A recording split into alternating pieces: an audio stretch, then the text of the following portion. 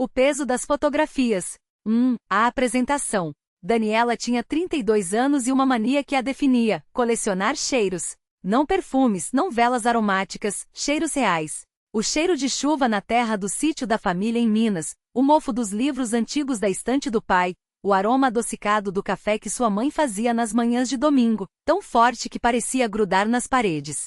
Ela guardava esses cheiros em frascos mentais, como quem coleciona moedas raras, porque sabia que um dia eles desapareceriam. Naquela sexta-feira, 12 de outubro, o cheiro que dominava a casa era o de baunilha e canela, o bolo de aniversário de casamento dos seus pais, 45 anos. Daniela havia chegado cedo de São Paulo, onde trabalhava como restauradora de obras de arte, para ajudar nos preparativos. Seu irmão, Tiago, 2 anos mais novo, chegaria só à noite, como sempre. Ele era médico plantonista em Belo Horizonte e vivia atrasado para tudo, menos para as emergências alheias. A casa, uma construção antiga de paredes grossas em ouro preto, respirava história. Os azulejos portugueses do corredor, os quadros empoeirados dos bisavós, o relógio de pêndulo que marcava as horas com um tic-tac preguiçoso. Era ali que Daniela se sentia em casa, apesar de morar há uma década na capital. Enquanto arrumava a mesa com os pratos de porcelana herdados da avó, ouviu a mãe, Dona Marisa, rir no telefone. Claro que ele vem, Daniela. Você sabe como é o seu irmão. Ela não respondeu. Sabia, sim. Tiago era o filho perfeito, médico solteiro por opção, ou seja, disponível, sempre sorridente nas fotos de família. Daniela, por outro lado, era a filha que tinha potencial, mas variava, mas não se casou, mas morou fora e voltou sozinha, mas poderia ser mais como Tiago. Quando o telefone tocou novamente, ela atendeu sem olhar. Alô? Dan, é você? A voz de Tiago soou abafada, como se estivesse no meio de um corredor de hospital. Escuta, não vou conseguir ir hoje. Tive uma emergência, um acidente na BR-381. Ela fechou os olhos. Claro, tudo bem. A mãe vai ficar chateada, mas... Eu sei. Dá um abraço nela por mim, tá? E no pai. Prometo compensar. Desligou. Daniela olhou para o bolo, intocado, e sentiu o cheiro de baunilha se transformar em algo azedo. 2. O conflito. O jantar transcorreu como sempre. Risos forçados, brindes exagerados, o pai, seu Antônio, contando a mesma história do primeiro encontro com Dona Marisa pela 100ª vez. Daniela sorria, mas sua mente estava em outro lugar, nos frascos de cheiros que começavam a evaporar. Foi quando, ao ajudar a mãe a guardar os presentes, encontrou uma caixa de sapatos escondida no fundo do armário do corredor. Dentro, fotografias antigas amareladas pelo tempo. Ela reconheceu algumas, seus pais jovens, ela e Tiago crianças, o sítio nos anos 80. Mas havia uma que a fez parar. Nela, Dona Marisa, grávida, sorria ao lado de um homem que não era seu Antônio. Daniela virou a foto. Escrito a lápis. M. 1985, antes de tudo mudar. Seu coração bateu tão forte que ela quase não ouviu a mãe se aproximar. O que você está fazendo aqui, filha? Dona Marisa não parecia surpresa. Apenas cansada. Essa foto. Daniela segurou o papel como se fosse quebrar. Quem é esse homem? Silêncio.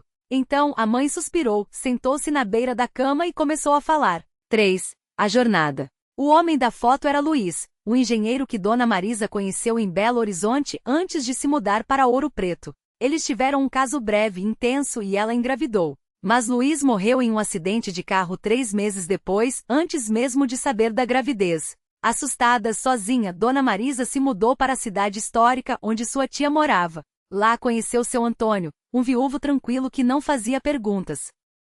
Eu não ia criar um filho sozinha naqueles tempos, Daniela. Você não faz ideia como era. A voz da mãe tremia. Seu Antônio me salvou. Ele aceitou Tiago como se fosse seu. Nunca questionou, nunca reclamou. E o pai? Ele sabe. Dona Marisa abaixou os olhos. Ele sabe que Tiago não é dele, mas nunca soube do Luiz. Para ele, Tiago é filho do coração. E é. Daniela sentiu o chão sumir. Todas as comparações, todas as vezes que ouviu, porque você não é mais como Tiago, agora faziam um sentido doentio. Tiago não era apenas o filho preferido. Era o filho de outra pessoa. E por que você nunca me contou? Porque não mudaria nada. Você sempre foi minha filha. Tiago sempre foi seu irmão. A mãe estendeu a mão, mas Daniela recuou. Às vezes a verdade só serve para machucar. Ela saiu do quarto sem responder. Na sala, seu Antônio dormitava na poltrona, o jornal caído no colo. Daniela olhou para ele e sentiu uma dor aguda. Aquele homem que ela amava havia criado um filho que não era seu sem nunca reclamar. E ela, que sempre se sentiu a filha menos amada, descobria que, na verdade, era a única de sangue. 4. O desfecho. Daniela não ficou para o café da manhã no dia seguinte. Pegou suas coisas, disse à mãe que tinha uma emergência no trabalho, mentira, e saiu antes que Tiago chegasse porque, é claro, ele apareceu às 7 da manhã, como milagre, com desculpas e presentes. No carro, enquanto dirigia de volta a São Paulo, ela ligou para a única pessoa que poderia entender, tia Clara, a irmã mais nova de Dona Marisa, que morava em Tiradentes. Você sabia? Foi tudo que Daniela conseguiu dizer. Silêncio. Então um suspiro. Todo mundo sabia, Dan, menos você e seu pai. E por que ninguém me contou? Porque a sua mãe te protegeu. Porque o Antônio te ama como filha. Porque no fim isso não muda nada. Tia Clara pausou. Ou muda? Daniela não respondeu. Ela olhava pela janela, vendo a estrada se perder no horizonte. Chegou em casa à noite, esgotada. Abriu a geladeira, pegou uma garrafa de vinho e sentou-se no chão da cozinha, encostada na parede. O apartamento cheirava a tinta fresca. Ela havia pintado as paredes há 2 semanas, tentando apagar o mofo que teimava em voltar. Pegou o telefone e digitou uma mensagem para Tiago. Precisamos conversar. Não é sobre a festa. É sobre a gente. Enviou. Depois apagou. Porque no fundo, ela já sabia a resposta. Tiago não ia querer saber. Ele sempre soube, de alguma forma. Sempre foi o filho especial, não por mérito, mas por segredo. Daniela encostou a cabeça na parede e fechou os olhos. Pela primeira vez, não conseguiu lembrar o cheiro da casa dos pais. E percebeu que às vezes a verdade não machuca porque corta. Machuca porque apaga. Fim. A marca dos ausentes. O vinho escorria pela garganta como um rio lento, carregando consigo o gosto metálico da culpa. Daniela não sabia dizer se era pela mensagem apagada ou pela lembrança que de repente se recusava a voltar. O cheiro da casa dos pais, aquele misto de café coado em pano, madeira velha e o perfume barato de sua mãe, havia desaparecido como se nunca tivesse existido. E isso doía mais do que qualquer resposta que Tiago pudesse dar. Ela se levantou, os pés descalços colando levemente no piso recém-lavado, e foi até a janela. A cidade lá fora pulsava em luzes alaranjadas, indiferente. No prédio em frente, uma mulher arrumava a mesa para o jantar, enquanto um homem, de costas, secava as mãos em um pano. Daniela observou o gesto automático dele, a maneira como os ombros caíam levemente, como se carregassem algo invisível. Todos nós carregamos, pensou, uns mais do que outros. O telefone vibrou no balcão. Não era Tiago. Era um número desconhecido, com um código de área que ela não reconheceu. Atendeu por instinto sem pensar. Alô? Silêncio. Depois, uma respiração trêmula. Você é a filha da Maria Clara? A voz era feminina, rouca, como se tivesse sido usada pouco nas últimas décadas. Daniela segurou a pia com força. O nome da mãe, pronunciado assim sem aviso, foi como uma faca quente na pele. Quem é? Meu nome é Elvira. Outra pausa. Sua mãe, ela me pediu para não ligar, mas eu não aguento mais. O coração de Daniela disparou. Ela conhecia essa voz. Não a voz em si, mas o tom, aquele tom de quem já enterrou coisas demais e agora desenterrava uma sem querer. O que minha mãe pediu? Que eu não contasse sobre o quarto fechado. A linha caiu. Daniela ficou com o telefone colado à orelha, ouvindo o zumbido vazio da chamada interrompida. Quarto fechado. A casa dos pais tinha 3 quartos. Um era o deles, outro de Tiago, e o terceiro era só um cômodo vazio, onde guardavam caixas de Natal e roupas que ninguém mais usava. Ou pelo menos era isso que ela sempre soube. Ela correu para o quarto, revirando a bolsa até encontrar a chave reserva do apartamento dos pais, aquele que Tiago havia insistido em manter depois da morte deles, por precaução. As mãos tremiam enquanto digitava o código do aplicativo de corretora. O imóvel ainda estava em seu nome. Em 10 minutos, tinha um horário marcado para o dia seguinte. O prédio onde moraram parecia menor. As paredes antes amarelas agora estavam descascadas, como se o tempo tivesse arranhado a tinta com unhas. A porteira, uma senhora que Daniela não reconheceu, olhou-a com desconfiança até que ela mostrou a documentação. Você é a mais nova, né? A mulher cruzou os braços. O seu irmão vem toda semana. Sempre traz flores. Daniela engoliu em seco. Tiago nunca havia mencionado isso. A porta rangeu ao abrir. O cheiro a atingiu como um soco. Não era só poeira e abandono. Havia algo a mais, um odor doce e podre, como frutas esquecidas dentro de um armário. Ela seguiu o corredor, os passos ecoando, até parar diante da porta do terceiro quarto. Trancada. Não havia chave. Nem no gancho da cozinha, nem na gaveta da mesa de cabeceira dos pais. Daniela recuou, olhando em volta até seus olhos pousarem no armário embutido do corredor. Lá dentro, atrás de uma pilha de cobertores, encontrou um martelo. O primeiro golpe fez a madeira estalar. O segundo abriu uma fenda. Ao terceiro, a porta cedeu. Dentro não havia caixas. Não havia roupas velhas. Havia fotografias. Centenas delas espalhadas pelo chão, presas nas paredes com fita adesiva amarelada. Todas da mesma pessoa, uma menina de diferentes idades, sempre sorrindo, sempre com os mesmos olhos verdes e claros demais, iguais aos de Tiago. Em algumas ela estava com Maria Clara abraçada rindo. Em outras com um homem que Daniela nunca vira, alto, de cabelos escuros, segurando a criança no colo como se ela fosse o centro do mundo. No canto, uma caixa de sapatos. Dentro, um envelope com seu nome escrito à mão. Para Daniela, quando você estiver pronta para saber que o amor às vezes é uma casa com quartos trancados. E abaixo, em letras trêmulas. Sua irmã se chamava Larissa. Ela morreu aos 9 anos. Tiago tinha 5. Você ainda não havia nascido. Daniela caiu de joelhos. As fotografias se espalharam ao seu redor como folhas mortas. Agora ela entendia. Agora ela sabia por que Tiago era o filho especial. E porque todas as vezes que ela perguntava sobre a infância dele, ele mudava de assunto. Porque quando ela completou 9 anos, ele sumiu por uma semana sem explicação. Porque no velório da mãe ele havia sussurrado olhando para o caixão. Você também me abandonou então. O telefone vibrou novamente. Dessa vez era Tiago. Precisamos conversar. Não é sobre a festa. É sobre a gente. Daniela olhou para a mensagem que havia apagado horas antes. E pela primeira vez entendeu que algumas verdades não apagam. Elas queimam. O peso das sombras. A tela do celular refletia o tremor em suas mãos.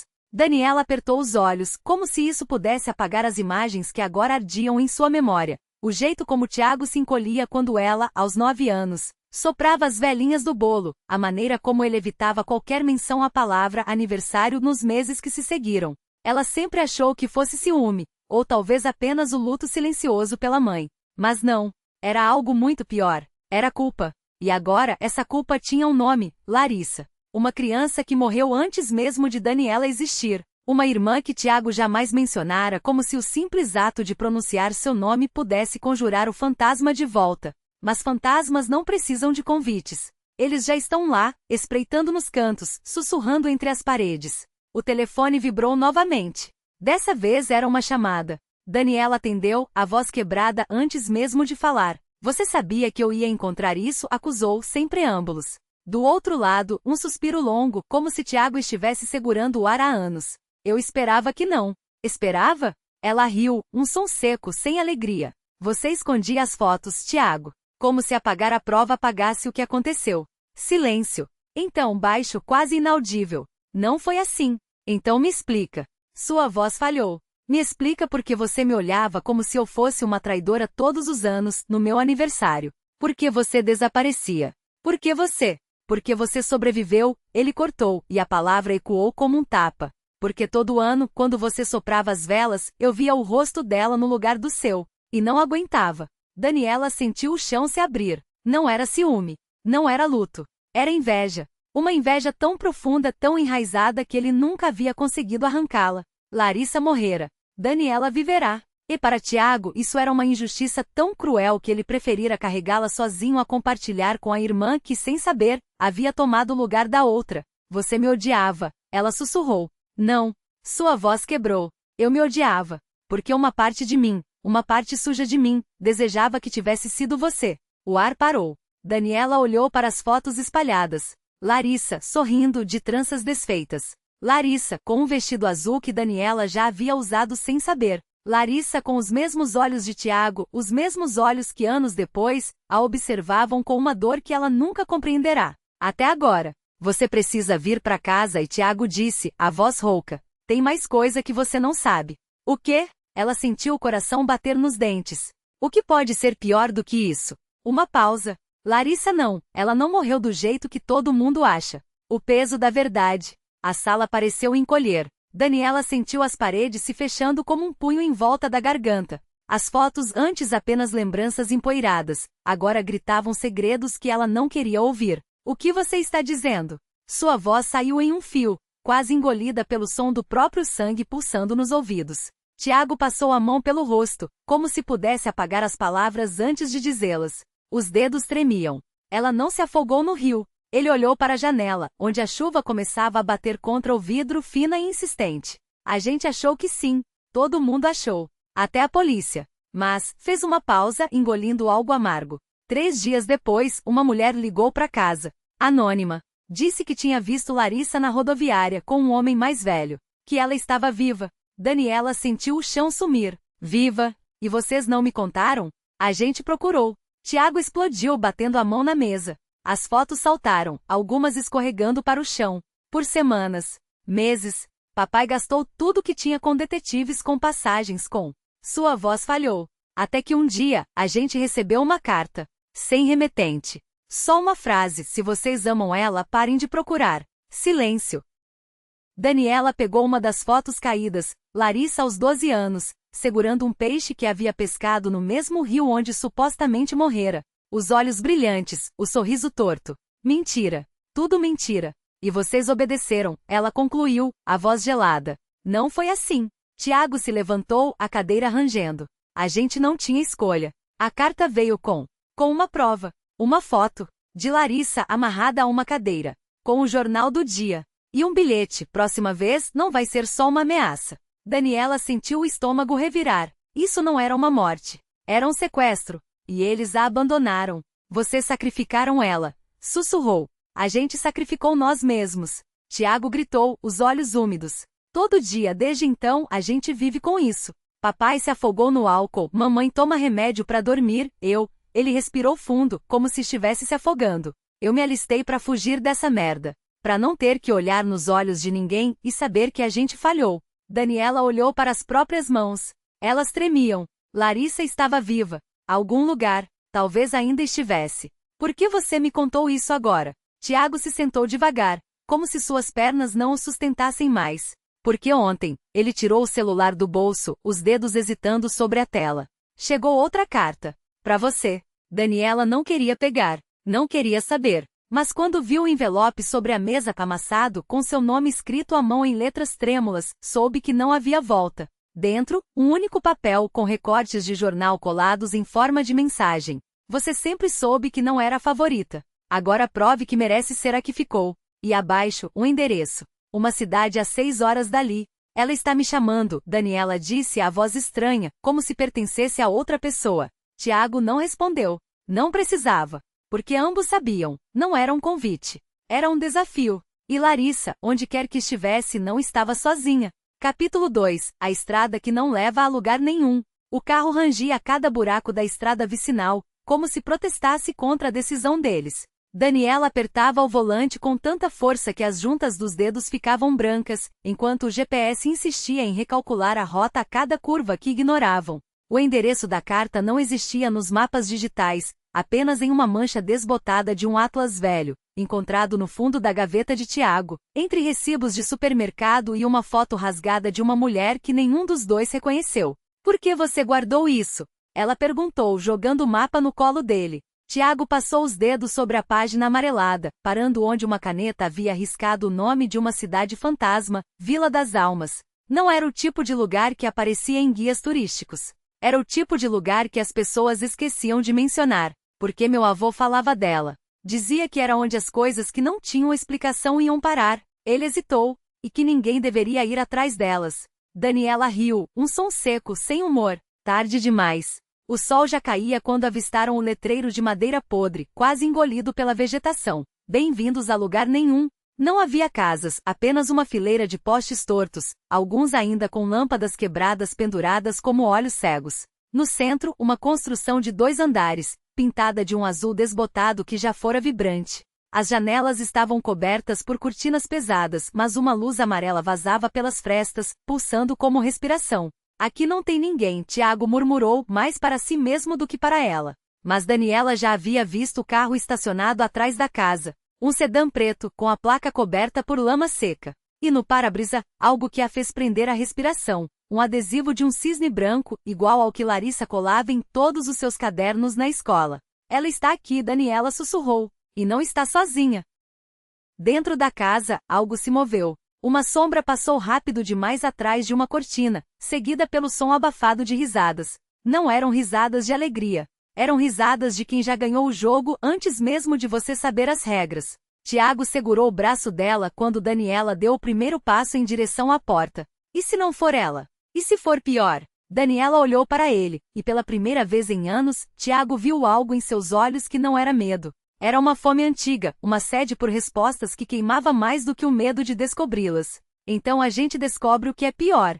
Ela disse, arrancando o braço. Porque eu não vou passar o resto da vida olhando por cima do ombro, esperando a próxima carta. A porta rangeu ao se abrir sozinha, como um suspiro. Dentro, o cheiro de cera queimada e algo doce demais, quase podre. E no chão, espalhados como migalhas de um caminho, fotos dela. Fotos que ninguém deveria ter. A primeira mostrava Daniela aos 7 anos, sorrindo com um dente faltando, segurando um urso de pelúcia que ela jurava ter perdido em um parque. A segunda, ela aos 15, chorando no banheiro da escola, com a blusa rasgada, um dia que ela nunca contou a ninguém. E a terceira? A terceira era de 3 semanas atrás. Daniela no corredor do seu apartamento, às 3h17 da manhã, olhando para algo fora da janela. Algo que a câmera não havia capturado, mas que alguém havia visto. Vocês chegaram, disse uma voz atrás deles.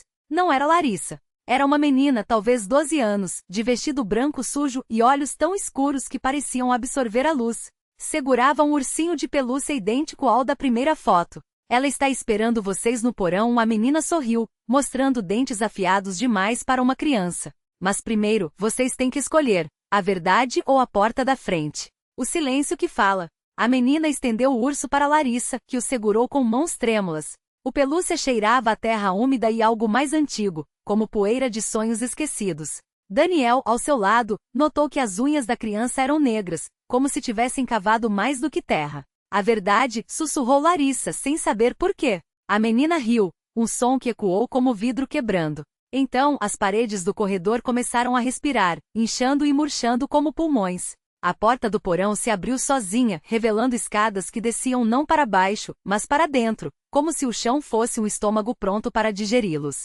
Lá embaixo, Daniela não estava chorando. Estava sorrindo, sentada à mesa de jantar da infância de Larissa, com um lugar vago à sua frente. Sobre a toalha xadrez, 3 fotos. O urso no parque, a blusa rasgada, e a janela às 3h17. Mas na terceira, agora, havia um vulto. Uma silhueta de braços longos demais, abraçando Daniela por trás, como se fosse parte dela. Você sempre soube, disse Daniela, servindo chá em xícaras que não existiam. A gente não perde as coisas. A gente só as empresta para o que está do outro lado. Larissa entendeu. O urso não tinha sido perdido, tinha sido troca. O rasgo na blusa não era de um braço humano. E às 3h17, Daniela não olhava para algo, ela olhava com algo. A menina de vestido sujo puxou Daniel pelo braço. Você escolheu a porta da frente, sussurrou para ele. Parabéns! Agora vai poder ver. A última imagem que Larissa teve foi de Daniel gritando sem som, enquanto a menina o arrastava para fora do corredor, que não levava mais ao apartamento, mas a um parque vazio onde todos os balanços se moviam sozinhos. Quando Larissa acordou, estava em seu quarto de manhã. O urso de pelúcia estava no travesseiro, limpo. Na mesa de cabeceira, um bilhete com letra infantil. A próxima vez que perder algo, lembre-se, nada some. Só muda de dono. E embaixo, rabiscado a lápis, um desenho. Uma janela às 3h17, com 2 silhuetas olhando para dentro. Uma delas tinha chifres.